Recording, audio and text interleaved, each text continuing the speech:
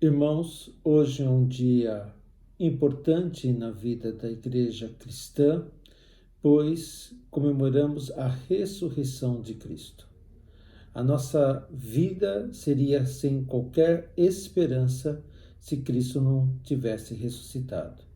Portanto, não teria sentido termos o Natal, não teríamos sentido ter qualquer outra data litúrgica se Cristo não tivesse vencido a morte ao terceiro dia. E hoje temos a convicção de que o nosso Salvador vive. E é por isso que nós nos alegramos, é por isso que nós vivemos a vida cristã, porque o nosso Salvador vive. E é nessa certeza e nessa convicção que hoje, nesse domingo de Páscoa, nós vamos pensar um pouco a respeito dessa ressurreição e do significado dessa ressurreição para as nossas vidas. Para isso, nós vamos meditar em 1 Coríntios, capítulo 15, versos de 1 a 19. 1 Coríntios, capítulo 15, versos de 1 a 19. Assim diz a palavra do Senhor. Irmãos, venho lembrar-vos o evangelho que vos anunciei, o qual recebeste e no qual ainda perseverais. Por ele também sois salvos, se retiverdes a palavra tal como vô-la preguei, a menos que tenhais crido em vão. Antes de tudo vos entreguei o que também recebi, que Cristo morreu pelos nossos pecados, segundo as Escrituras, e que foi sepultado e ressuscitado ao terceiro dia, segundo as Escrituras.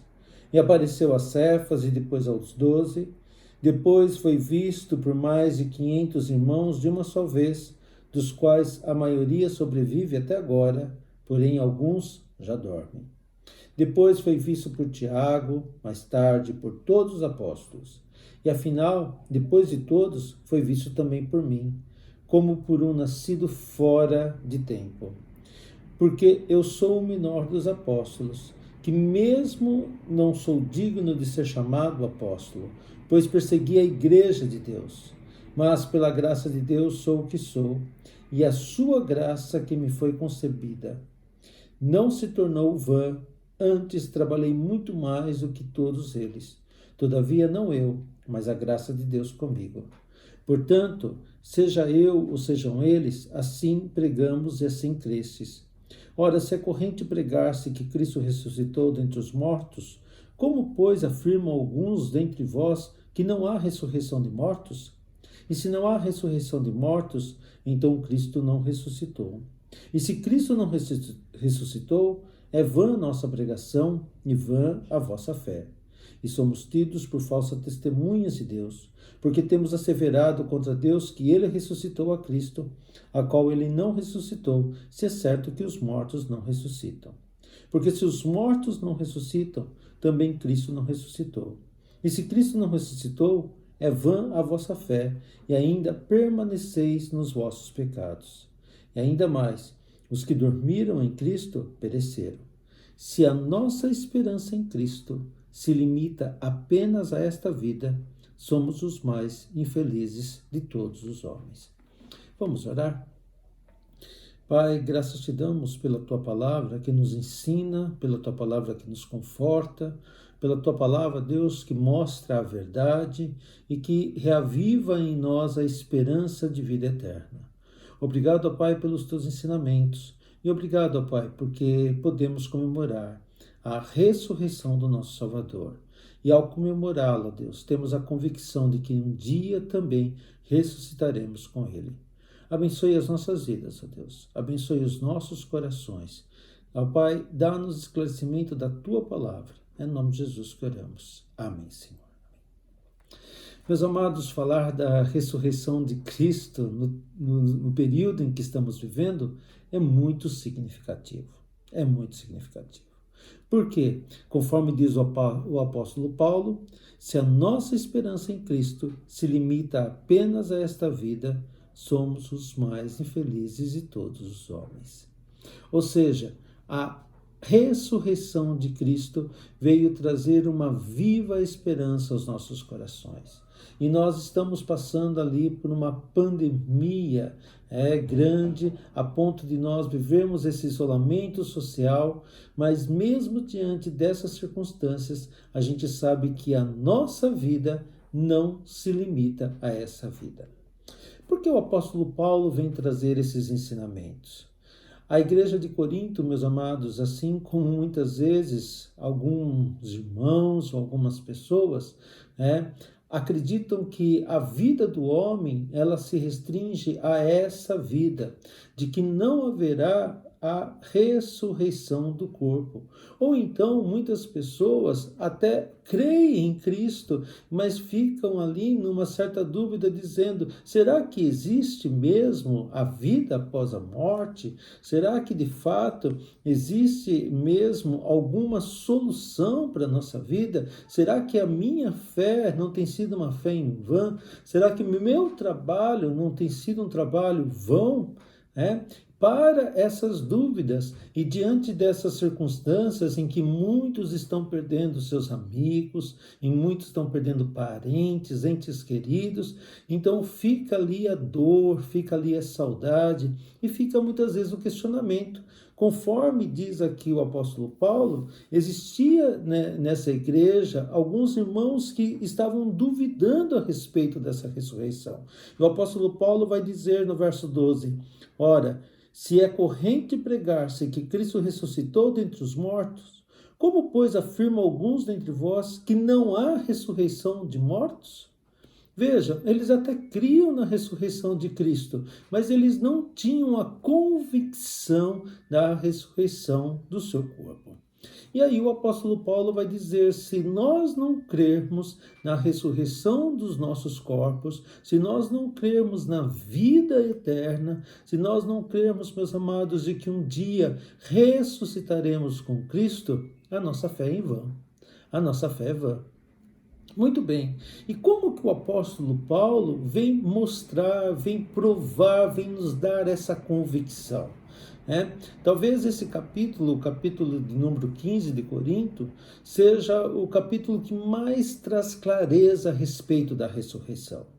O apóstolo Paulo aqui durante todo esse capítulo, ele vai falar a respeito da ressurreição de Cristo, daí depois ele vai falar a respeito de como será essa ressurreição, de qual é o corpo que nós ressuscitaremos. Então ele vai elucidar ali algumas dúvidas para a igreja de Corinto. Nós, nesse momento, vamos ficar apenas analisar a primeira parte desse texto, que é do verso 1 ao 19, em que ele vem falar a respeito dessa convicção dessa ressurreição. Primeiramente, ele vai falar que podemos crer nessa ressurreição porque existe uma defesa histórica a respeito dela. Podemos crer porque existe uma defesa histórica. E como está essa defesa histórica? Primeiramente, ele vem falar a respeito de que a própria palavra de Deus fala a respeito da ressurreição. A própria Escritura fala a respeito dessa ressurreição. Ele vai dizer, antes de tudo vos entreguei o que também recebi, que Cristo morreu pelos nossos pecados, segundo as Escrituras, e que foi sepultado e ressuscitou ao terceiro dia, segundo as Escrituras. Ora, quando o apóstolo Paulo se refere às Escrituras aqui, ele estava dizendo a respeito daquilo que as pessoas, que a igreja já tinha em mãos, que era o Antigo Testamento. E se nós olharmos para alguns textos lá do Antigo Testamento, falam a respeito dessa ressurreição. Em Oséias, capítulo 6, versos de 1 a 2, trata a respeito de que no terceiro dia o Senhor livraria-os do pecado. E o próprio Jonas vai elucidar a respeito disso, quando ele passa por 3 dias no ventre do peixe, e no terceiro dia ele é lançado na praia. Assim como também no Salmo, capítulo 16, verso 10, Salmo 16, verso 10, fala a respeito dessa ressurreição. Pois não deixarás a minha alma na morte, nem permitirás que o teu santo veja corrupção. Ou seja, a palavra de Deus testifica a respeito dessa ressurreição. Depois ele vai dizer que essa ressurreição também foi vista pelos apóstolos, quando vai dizer, e apareceu a Cefas, depois aos 12, depois foi visto por mais de 500 irmãos de uma só vez, dos quais a maioria sobrevive até agora. Ou seja, houve prova verídica a respeito da ressurreição de Cristo. Os apóstolos são testemunhas dessa ressurreição. Mais de 500 pessoas viram Cristo ressuscitado. E aí depois o apóstolo Paulo vai dizer que ele mesmo era testemunha dessa ressurreição. Ele mesmo tinha convicção e ele mesmo viu o nosso Salvador, o nosso Redentor vivo. Então, portanto, Cristo de fato ressuscitou. Após ele dar essa certeza, essa convicção de que Cristo ressuscitou, ele vai começar a falar de alguns aspectos práticos a respeito dessa ressurreição. E ele, ao falar desses aspectos práticos, ou seja, tendo a convicção, tendo a certeza de que Cristo ressuscitou, o que isso tem a ver com a nossa vida, o que isso tem a ver com a vida da igreja de Corinto. Aí então ele vai começar a elucidar a respeito dessas questões práticas. A primeira, meus amados, é que isso nos dá a certeza de que a nossa pregação ela não é vã. Ou seja, a ressurreição de Cristo, ela autentica a nossa pregação. Ela dá ali, de fato, a evidência de que aquilo que pregamos é verdadeiro, conforme diz o verso de número 13. E se não há ressurreição de mortos, então Cristo não ressuscitou. E se Cristo não ressuscitou, é vã a nossa pregação, e vã a vossa fé, e somos tidos por falsas testemunhas. Ou seja, o que de fato nós pregamos? Qual o elemento central da nossa pregação? A vida eterna. E essa vida eterna só é concedida mediante a ressurreição de Cristo. E foi esse elemento essencial que os apóstolos pregaram, que nós vemos no discurso de Pedro, que nós vemos nos discursos de Paulo, assim como nós vemos no discurso da igreja. Ou seja, de que nós cremos numa ressurreição do corpo, que nós cremos na ressurreição de vida eterna, e que essa ressurreição ela passa a ser o cerne da nossa pregação. Em segundo lugar, meus amados, outra questão prática é que por meio da ressurreição de Cristo, nós temos a convicção do perdão dos nossos pecados, conforme diz o verso 17. E se Cristo não ressuscitou, é vã a vossa fé e ainda permaneceis nos vossos pecados. Ou seja, não adiantava nada Cristo ter morrido. Não adiantava nada Cristo ter vindo a esse mundo, não ter pecado nenhum e ter morrido na cruz do Calvário, se ele não tivesse vencido a morte por meio da ressurreição. Os nossos pecados, eles continuariam sobre nós, mas quando Cristo ressuscitou, ele vence os nossos pecados, ele vence a morte, ele vence a morte. Então Cristo, naquele momento, meus amados, torna efetiva o perdão pelos nossos pecados. E conforme diz a palavra de Deus, a partir do momento que nós cremos em Cristo e a partir do momento que nós cremos nessa ressurreição, nós temos a certeza de que os nossos pecados foram de uma vez por todas pagos na cruz do Calvário. E adiante disso, meus amados, não há por que nós trazermos à memória muitas coisas que nós fizemos no passado. Não há por que nós vivermos esse passado. E quando o apóstolo Paulo fala a respeito dessa ressurreição, ele nos dá a evidência de por que Cristo veio nascer numa manjedoura. Porque foi nessa manjedoura que ele nasceu? Porque ele era o cordeiro.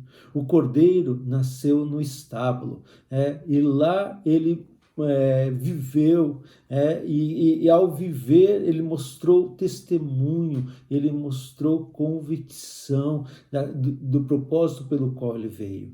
E aí ele ressuscitou. E hoje nós temos os nossos pecados pagos por Cristo Jesus.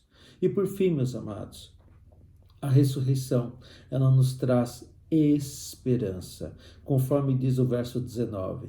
Se a nossa esperança em Cristo se limita apenas a esta vida, somos os mais infelizes de todos os homens.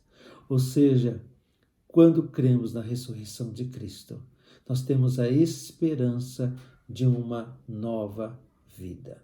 Nós temos a esperança de uma vida transformada, de uma vida modificada. E a nossa vida não vai se restringir a essa vida. E aí, diante disso, quando nós olhamos para essas situações, quando nós olhamos para os problemas, quando nós olhamos para a dor, quando nós olhamos para a enfermidade, nós ultrapassamos essas coisas e nós vamos ter a paz e a alegria que excede o nosso entendimento, porque nós temos a esperança de uma vida eterna, de uma vida eterna. Isso é a ressurreição de Cristo, é uma nova vida, é uma vida com Cristo. E essa vida, meus amados, só tem aquele que de fato crê na ressurreição de Cristo e crê em Cristo como único e suficiente Salvador. Que Deus assim nos abençoe. Amém. Vamos orar? Ó Pai, graças te damos porque o Senhor nos dá a convicção de que um dia estaremos com o Senhor. De que um dia, ó Pai, nós também ressuscitaremos como nosso Salvador, Cristo Jesus, ressuscitou. Obrigado, ó Pai, por essa viva esperança.